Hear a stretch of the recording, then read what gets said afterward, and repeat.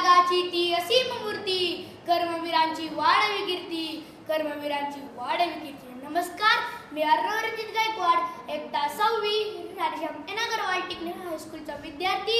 प्रस्तुत मंचावर विषय मांडतो माझे आवडते कर्मवीरांना.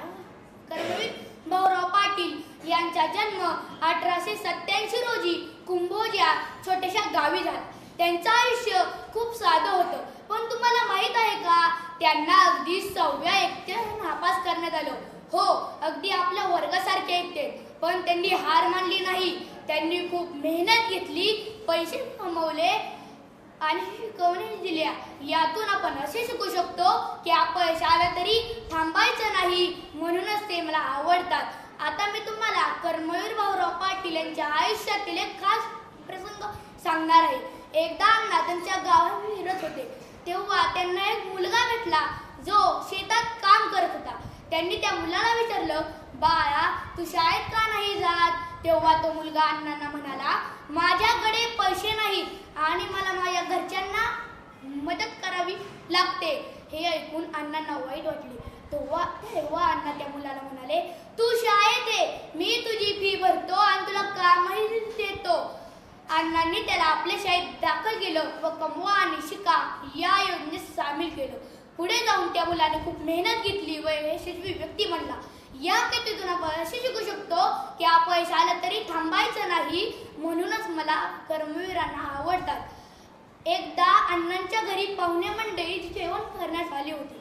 लक्ष्मी वहिनी त्या पाहुण्यांना जेवायला वाढत होते. तेव्हा त्या पाहुण्यांनी अण्णांच्या वडिलांना विचारले, तुमचा मुलगा काय करतो? तेव्हा ते अण्णांचे वडील म्हणाले, नुसता खातो, पितो आणि झोपतो. हे ऐकून लक्ष्मी वहिनींना वाईट वाटले.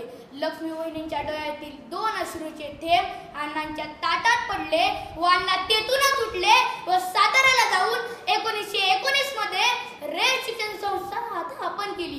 त्यात 38 वसतिगृहे, अनेक शाळा व कॉलेजेस सुरू केली, जिथे गरीब व मागासवर्गीय मुले शिक्षण घेत होती. त्यांचं एक वाक्य मला आवडतं, शाळेविना खेळ नको आणि शिक्षकांविना शाळा नको.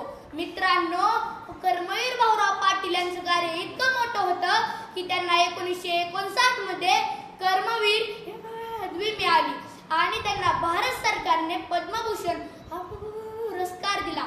मित्रांनो, एकदा कर्मवीरांना विटा या गावात राहत होते. तेव्हा ते त्यांच्या मित्रासोबत विहिरीवरती पाणी पिण्यास गेले. अण्णांनी पाणी पिले व त्यांच्या मित्राला पाणी पिण्यास पाठवले. तेव्हा ते लोकांनी त्यांच्या मित्राला पाणी पिऊ दिले नाही. तेव्हा अण्णा म्हणाले, तुम्ही याला पाणी का पिऊ देत नाही? तेव्हा ते लोक म्हणाले, हा स्पृश्य जातीचा आहे म्हणून. तेव्हा अण्णांनी त्या विहिरीवरचा राहटच मोडून टाकला आणि या बंडखोर स्वभावामुळे मला अण्णा मनापासून आवडतात. मला अण्णा मनापासून आवडतात. आता मी तुम्हाला कर्मवीर भाऊराव पाटील यांच्या आयुष्यातील अजून एक प्रसंग सांगणार आहे. एकदा त्या नदीमध्ये स्नान करत होते. तेव्हा नदीत उसळ आली